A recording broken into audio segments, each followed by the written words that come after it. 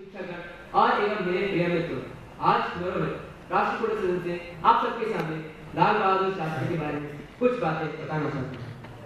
सचमुच शास्त्री जी को अपने लिए कांटों के बीच से ही रास्ता बनाने पड़े थे। शास्त्री जी के पास ना कोई पैतृक पृष्ठभूमि थी और ना ही शारीरिक कौशल था, फिर भी वे अपने मार्ग को आगे बढ़ाते ले गए। उनकी आर्थिक स्थिति भी बहुत खराब थी, लेकिन उनके नाम के अनुरूप वे बहादुरी के साथ हर बाधा को पार कर एक दिन भारत के प्रधानमंत्री के कुर्सी पर जा गिरे। ऐसे कर्मवीर का जन्म 2 अक्टूबर सन 1904 में मुगलसराय के अति निर्धन परिवार में हुआ। उनके पिता का नाम श्री शारदा प्रसाद तथा उनके माता का नाम श्रीमती रामदुलारी सिंह थी। बचपन में ही उन्होंने अपने पिता को खो दिया। लाल बहादुर शास्त्री वाराणसी अपनी पढ़ाई वाराणसी में पूरी करी और उसके लिए उन्हें गंगा तैरकर पार करनी पड़ी थी, क्योंकि उनकी आर्थिक अवस्था बहुत खराब थी। फिर भी बालक शास्त्री कभी हार नहीं माने और पढ़ाई करते रहे।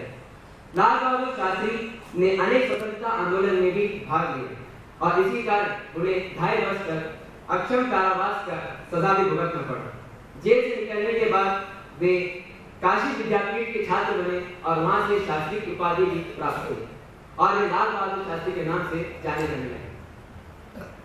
आजादी के बाद उन्होंने कई सारे महत्वपूर्ण पदों को सुशोभित किया। उन्होंने रेल, वाणिज्य एवं गृह मंत्री के दायित्वों का सफलतापूर्वक निर्वहन भी किया। पंडित जवाहरलाल नेहरू की मृत्यु के बाद सन 9 जून 1964 में उन्होंने लोगों ने उन्हें देश के प्रधानमंत्री चुना और वह सिर्फ 18 महीनों तक देश के प्रधानमंत्री बने रहे और इसी के बीच उनके अंतर्गत भारत के अनेक विकास हुए। उनके द्वारा अनेक उत्कृष्ट कार्य किए गए।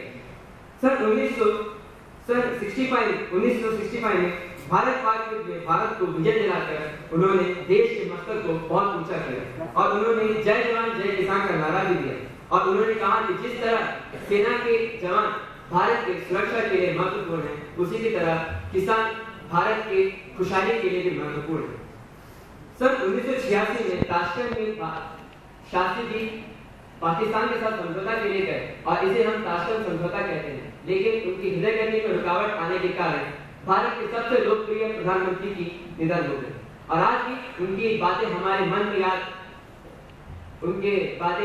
में रहते हैं और आज भी हम उनको याद करते हैं। धन्यवाद।